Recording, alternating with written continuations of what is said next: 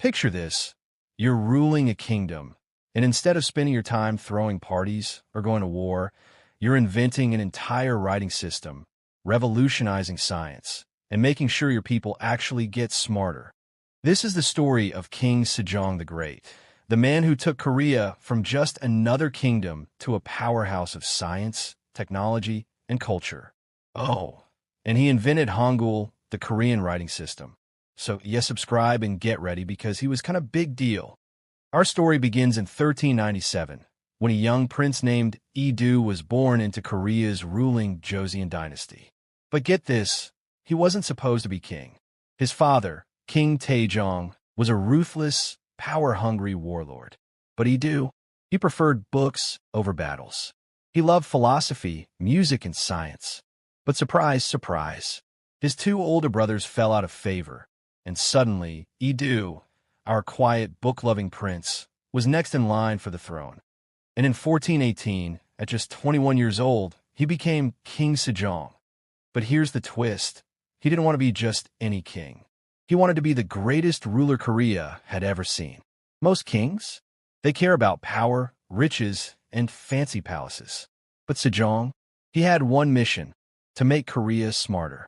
He gathered the greatest minds in the kingdom and created the Hall of Worthies.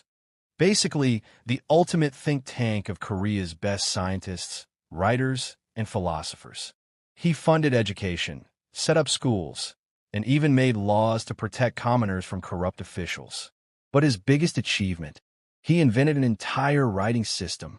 Before Sejong, Korea used Chinese characters, which were complicated, time-consuming, and only the elite could read them. But Sejong was like, nope, not on my watch. In 1443, he and his scholars created Hangul, a writing system that was so simple, anyone could learn it in days. Some nobles were furious. They didn't want commoners to read. But Sejong didn't care. He printed books, encouraged literacy, and forever changed Korean culture. And if you think Sejong stopped at writing, think again. This man was basically the Da Vinci of Korea. His scientists invented the rain gauge, which made Korea one of the first countries to measure rainfall accurately. He improved water clocks, sundials, and astronomical charts, making Korea's calendar more precise. And let's not forget military tech. Sejong funded the invention of rockets and gunpowder weapons, making Joseon a force to be reckoned with. But don't think for a second that Sejong was just a nerdy scholar king. When Joseon was under threat, he fought back. He led successful military campaigns against Jurchen invaders in the north and fortified Korea's defenses. And thanks to his leadership, Joseon remained strong, stable, and feared by its enemies. Sejong ruled for 32 years, but in his later years, his health declined. He passed away in 1450, but his legacy? Unstoppable. Today, Sejong isn't just a king. He's a national icon.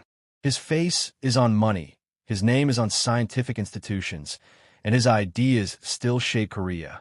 He proved that a great ruler isn't just about war and power. It's about education, progress, and making life better for the people. That's why King Sejong is named the Great. Thanks for watching, young historians. Subscribe for more epic stories of the past.